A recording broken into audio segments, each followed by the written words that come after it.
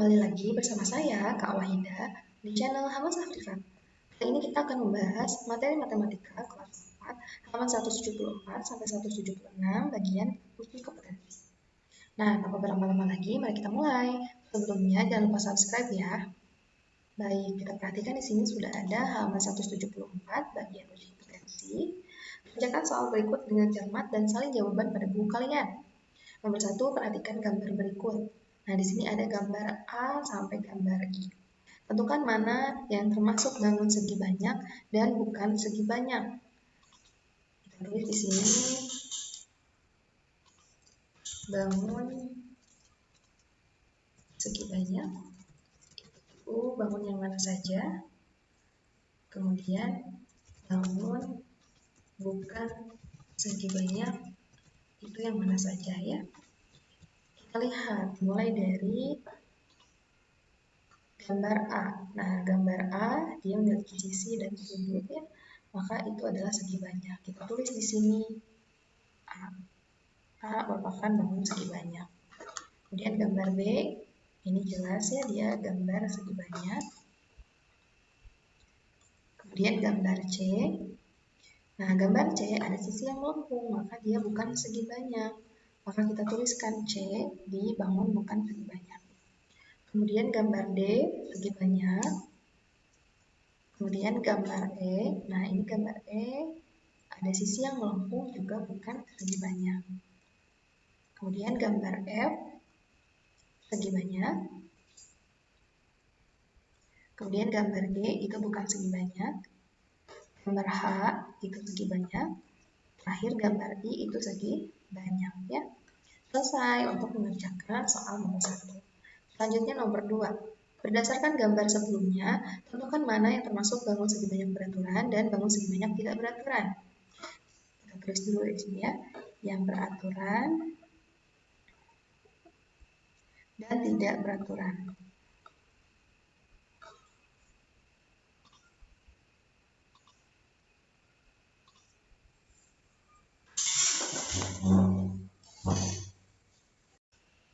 Baik, selanjutnya nomor 2.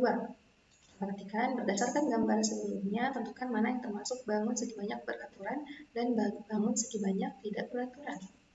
Kita tuliskan terlebih dahulu di sini ya, yang beraturan itu mana saja dan tidak beraturan itu yang mana saja.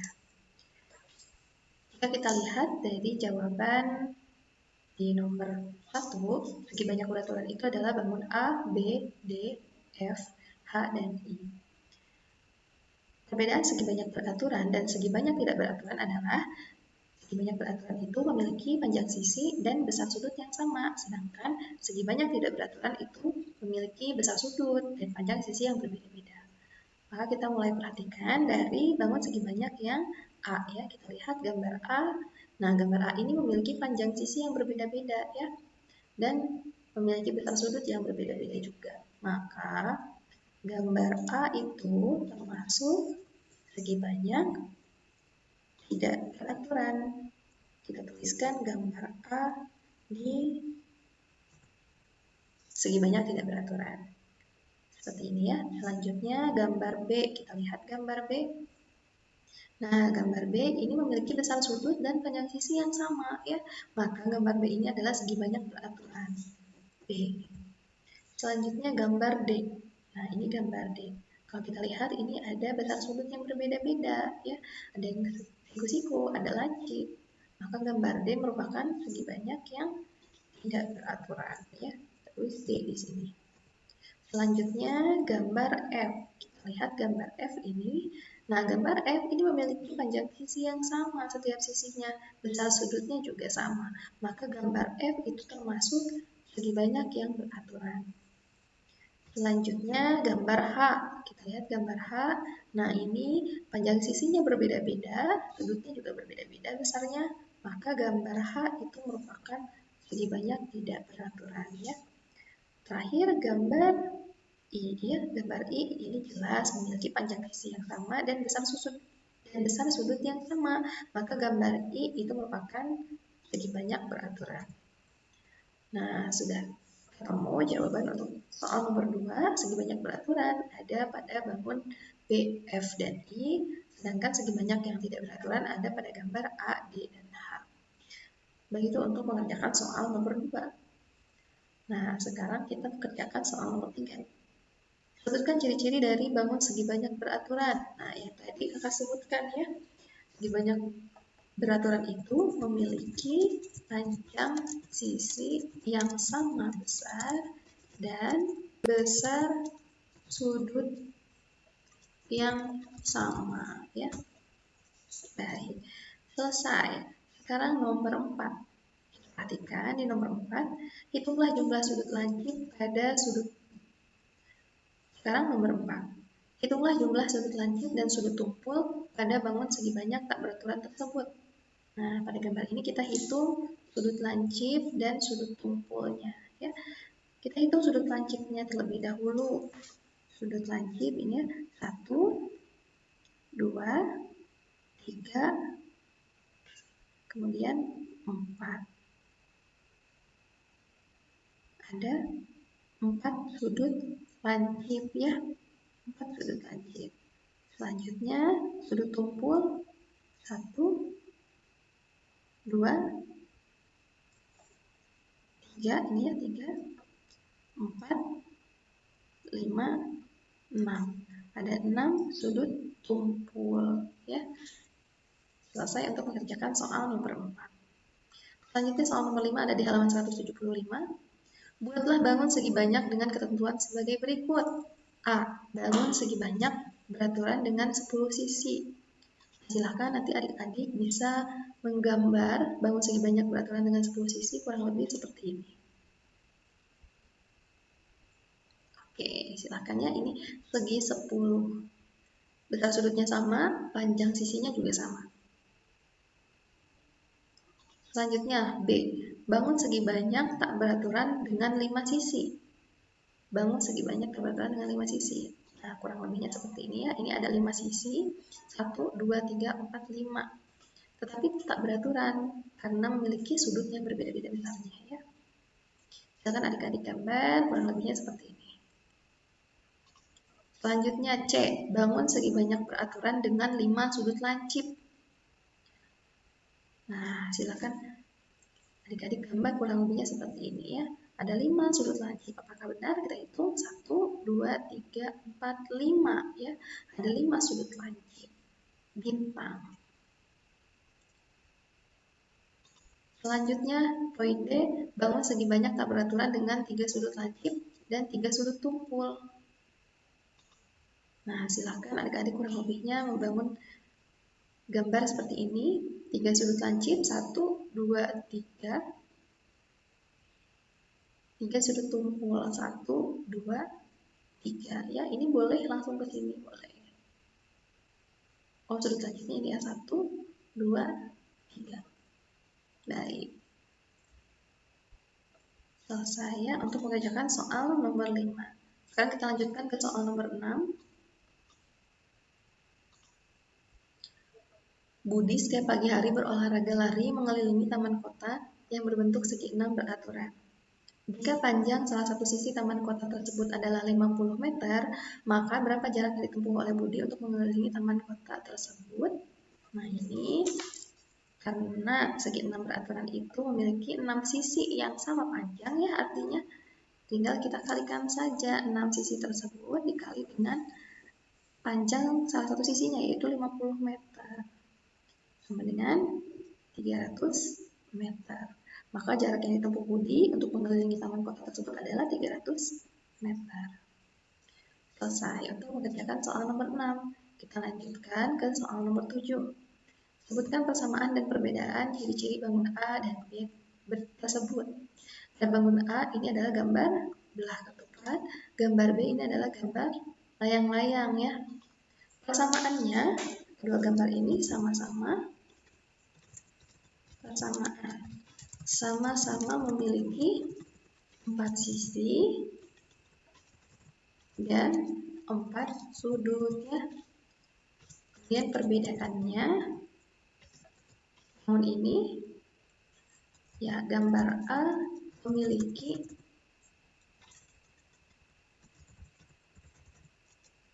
panjang yang sama pada 4 sisinya ya.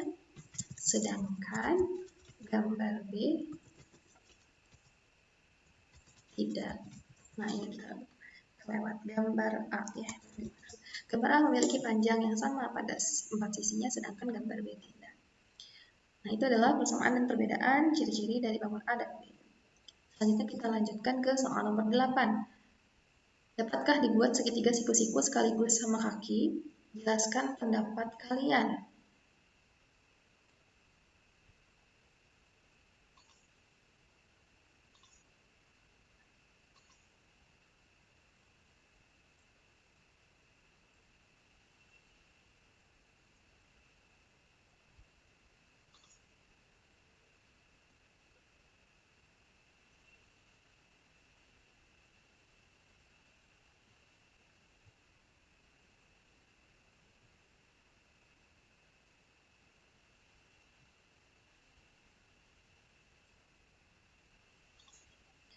Baik, soal nomor 8. Kita jawab, apakah dibuat segitiga siku-siku sekaligus sama kaki? Jelaskan pendapat kalian. Nah, jika kita gambar sebuah segitiga siku-siku, kurang lebih seperti ini ya.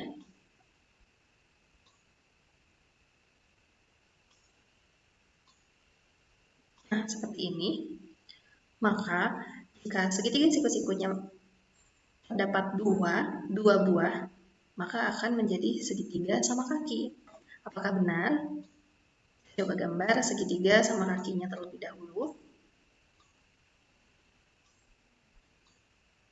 Kemudian kita beri garis tengah. Nah, seperti ini ya. Segitiga sama kaki apabila kita bagi dua, maka akan membentuk dua buah segitiga siku-siku. Maka jawaban untuk nomor 8 itu adalah ya, dapat ya. Baik, lanjutkan ke soal nomor 9. Dapatkah segitiga tumpul sekaligus merupakan segitiga siku-siku? Jelaskan pendapat kalian. Nah, pertanyaan nomor 9 ini, dapatkah segitiga tumpul sekaligus merupakan segitiga siku-siku? Nah, tidak bisa ya, karena segitiga itu berjumlah 180 derajat dari ketiga sudutnya. Apabila sudut tumpul sekaligus segitiga siku-siku, maka nanti jumlah besar sudutnya lebih dari 180 derajat. Maka jawaban untuk nomor 9 itu tidak dapat. Karena jumlah besar sudut segitiga akan lebih dari 180 derajat ya. Baik, selesai untuk nomor 9. Kita lanjutkan ke soal nomor 10. Mengapa jajar genjang tidak bisa dinamakan trapesium? Padahal trapesium hanya memiliki sepasang sisi sejajar. Sementara jajar genjang memiliki 2 pasang sisi sejajar. Jelaskan ya. Oke. Nah, kalau kita kembali ke ciri-ciri dan pengertian trapesium, trapesium itu adalah sebuah bangun segi empat yang memiliki tepat sepasang sisi sejajar. Sedangkan jajar genjang 2 pasang sisi sejajar. Maka jelas ya, jajar genjang tidak bisa dinamakan trapesium.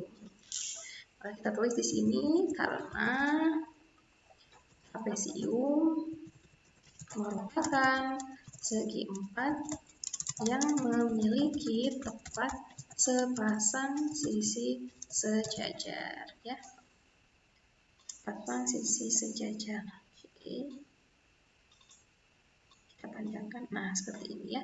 Itu untuk soal nomor 10. Selanjutnya nomor 11.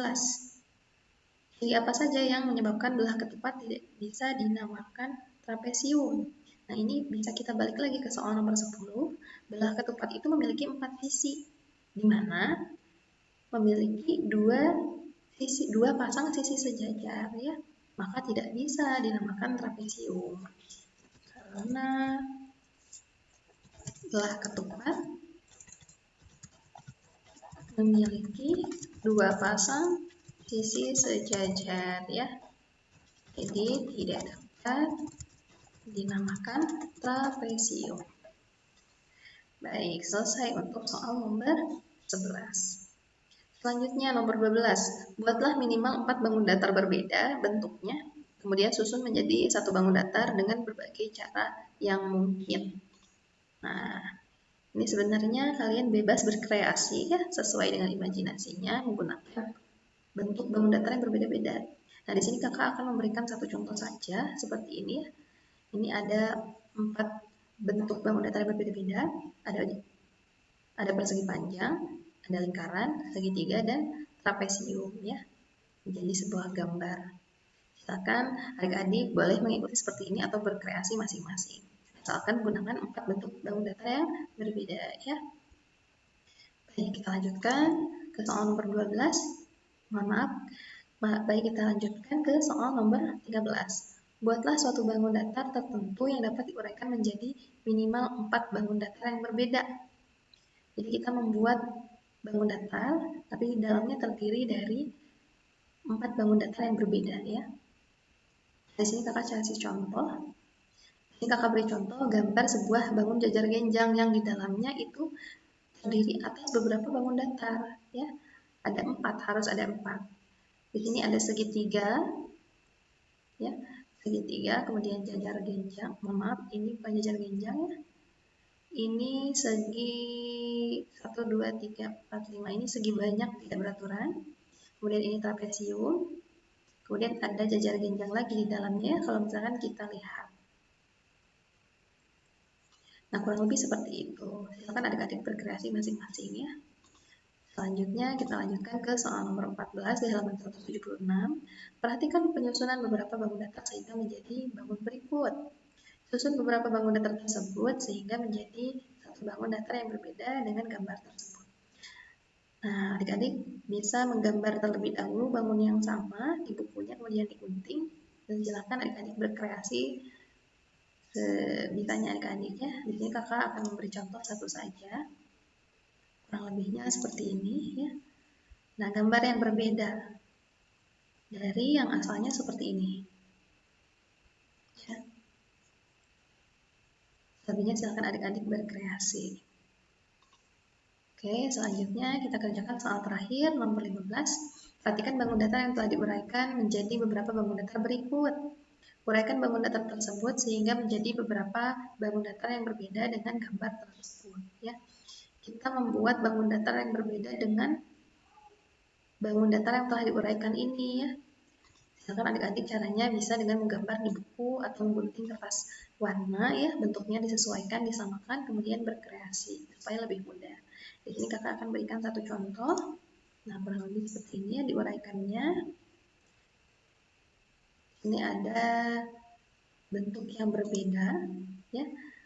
Awalnya di sini ada persegi panjang berwarna biru, kemudian ada layang-layang seperti layang-layang, trapesium, segitiga siku-siku, dan trapesium kembali. Nah, diuraikan kembali dengan bentuk yang berbeda menjadi seperti ini. Nah, ya di sini ada perseginya, ada trapesium, ada segitiga siku-sikunya ada 2, ada segitiga tumpul ya. Kalau di gambar yang awal di soal itu tidak ada. Nah, seperti ini ya kurang lebihnya untuk jawaban soal terakhir. Silakan adik-adik jika ingin berkreasi lebih dipersilahkan. Begitu saja untuk mengerjakan uji kompetensi halaman 174 sampai 176. Baik, sekian penjelasan dari kakak. Buat teman-teman yang membutuhkan guru privat, boleh menghubungi nomor ini ya. Terima kasih. See you.